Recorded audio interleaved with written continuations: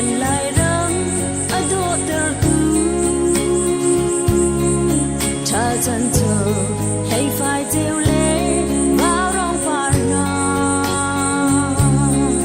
lang thinh về phar đồ na ni hơn thuam chiến na có hỏi cần chim lâu chim nạc lại đắm độ lệ yang lấy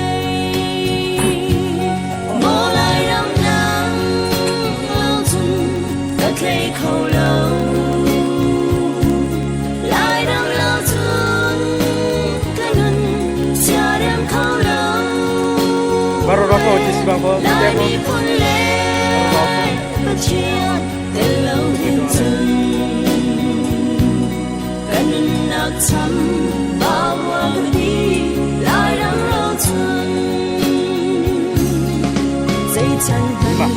ít khem ai quân Thế hoa phun rồi lại rầm đồ cắt lấy chân na á thăng lại lâu lại mi phun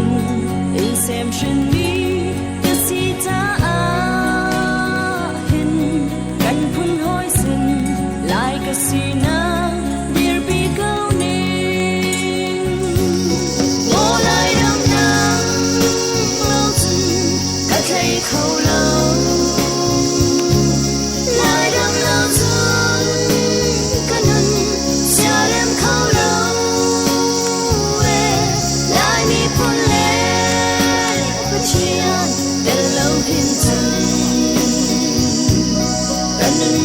thắm bao hoa cái đi lại đắm lâu dần